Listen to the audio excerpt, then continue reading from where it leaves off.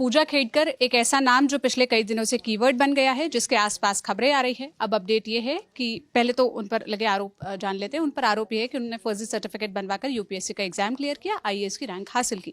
अब अपडेट ये आया है कि लबासना में उनको बुलाया गया है। उनका जो महाराष्ट्र में ट्रेनिंग वाला जो सेशन था उसको कैंसिल किया गया। अभिनव मेरे साथ न्यूज़ रूम में है, वो इस खबर को फॉलो कर रहे थे। उनसे सारी डिटेल्स जानते हैं, पूरी कहानी क्या है और क्या अपडेट आया है। देखिए, पूजा खेड़कर चर्चा में बनी हुई है। उनकी चर्चा तभी से हुई जब वो ऑडी वाला मामला हुआ, उनकी गाड़ी और कलेक्टर ने उनके खिलाफ चिट्ठी लिखी। अब जो कार्रवाई की है लबासना, जो लाल बहादुर शास्त्री ट्रेनिंग एकेडमी है, जहाँ पे सारे आईएएस और की ट्रेनिंग होती है और शुरुआत में सभी लोग जाते हैं फाउंडेशन कोर्स के लिए। तो उसकी वजह से जो वहाँ से उनको वापस बुलाया लिया गया है। जो 2 साल की डिस्ट्रिक्ट ट्रेनिंग होती है, कोई भी आईएएस बनता है तो प्रोबेशनरी आईएएस रहता है, ट्रेनिंग आईएएस उसको बोलते हैं। 2 साल उनको ट्रेनिंग पे भेजा जाता है, ग्रामीण इलाकों में और भी अंचलों में जाकर के ट्रेनिंग लेते हैं। उस ट्रेनिंग को रोक दिया गया है, उनको वापस बुलाया गया। अब इसके पीछे की वजह क्या है?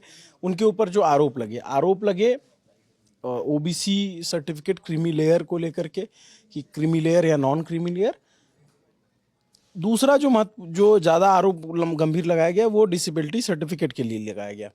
अब इसमें मैं ये चिट्ठी दिखा देता हूँ। ये चिट्ठी जारी हुई है और लबासना ने जो वहाँ के महाराष्ट्र के सेक्रेटरी हैं, चीफ सेक्रेटरी को चिट्ठी लिखी है।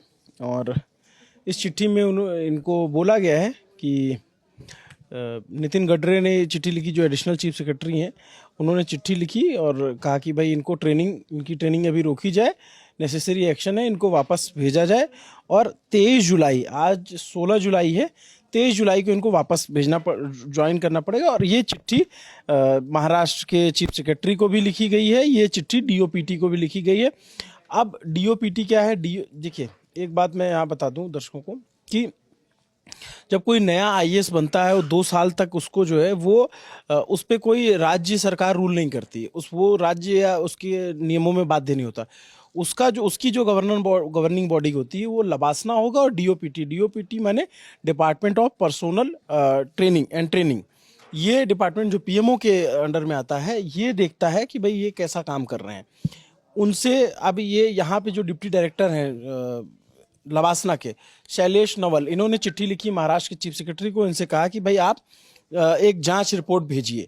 लबासना अपने लेवल पे एक जांच रिपोर्ट बनाएगी और जो एडिशनल सेक्रेटरी डीओपीटी हैं वो भी अपना अलग से जांच रिपोर्ट बनाएंगे, जांच कराएंगे। अब सवाल है कि इसमें एक्शन क्या हो सकता है? एक्शन के नाम पे जो मैक्सिमम होगा वो टर्मिनेशन होगा, यानी उन्हें हटा दिया जाएगा, उनकी नौकरी चली जाएगी। लेकिन अगर सर्टिफिकेट सही निकलते हैं और ये जो अभी जो जिस तरीके की घटनाएं हुई, जैसे भाई कलेक्टर ने इनके खिलाफ चिट्ठी लिखी, इन्होंने कलेक्टर पे 354 में मुकदमा करा दिया out of raising and modesty of women वाले मामले में। तो ये दोनों तरफ से चल रहा था। अब इनको वापस बुला लिया गया, तो इनके साथ जो एक पहली सजा तो यही हो जाएगी कि इनका जो प्रोबेशन होगा वो एक्सटेंड हो जाएगा। आने वाले टाइम में अगर ये मान लीजिए कि इनकी जांच सही पाई जाती है, इनकी सर्टिफिकेट और ये वो तमाम चीज़ें सही निकल जाते हैं, तो अगर गलत निकलते हैं तो टर्मिनेट किया जा सकता है। अगर सही निकलते हैं तो इनके साथ क्या होगा कि ये इनका प्रोबेशन एक्सटेंड हो जाएगा। इनको ये एक आईएएस अधिकारी के लिए अपने आप में एक झटका और एक थोड़ा सा सेटबैक है कि अब इनको जो है अपनी ट्रेनिंग, जो डिस्ट्रिक्ट ट्रेनिंग होगी, वो अपने जूनियर बैचमेट्स के साथ करनी पड़ेगी, क्योंकि अब अगला बैच आ जाएगा और वो प्रोबेशन ट्रेनिंग में चला जाएगा।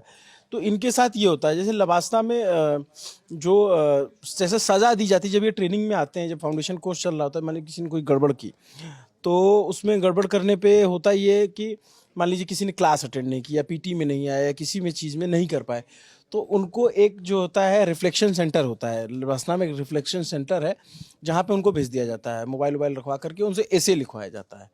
तो ये भी एक तरीके का उनका सजा देने का तरीका है। मतलब आईपीएस में जैसे होता होगा कि वहाँ पे बंदूक उठा के 4 राउंड लगवा दिया, तो यहाँ पे क्या होता है कि यहाँ पे बैठा के बोलेंगे जाओ ऐसे लिख के आओ, फलाने चीज़ पे लिख के आओ, किसी भी चीज़ पे लिख के आओ। मैं ये बात है कि भाई यहाँ ऐसा मामला है नहीं, यहाँ तो सर्टिफिकेट में फॉर्जरी का मामला है। लेकिन ये कार्रवाई जो हुई, इसका प्राथमिक जो लक्ष्य जो समझ में आता है वो ये है, अगर एक तो इनके ऊपर एक मैसेज देना कि यहाँ कार्रवाई कर दी, यहाँ हमने एक्शन लिया है। दूसरा जो ये मीडिया ग्लेयर है, इससे दूर करना, एक ये तरीका भी है। क्योंकि जिस तरीके से रोज सुर्खियों में बने रहना, रोज कुछ ना कुछ अपडेट आना, हाँ, रोज रोज कोई बयान। रिपोर्टर पहुंच जा रहे हैं, बाइट ले रहे हैं, फिर उधर डीएम की तरफ से कुछ आ जा रहा है, फिर वहां कुछ हो जा रहा है।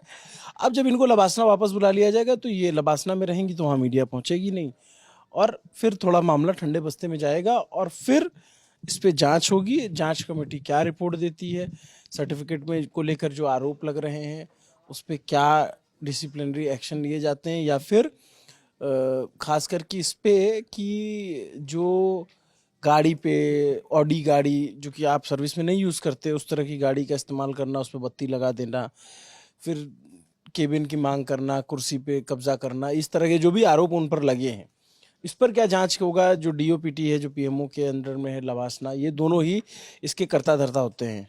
जब ट्रेनिंग आईपीएस है तो लबासना और डीओपीटी, ये दो डिपार्टमेंट।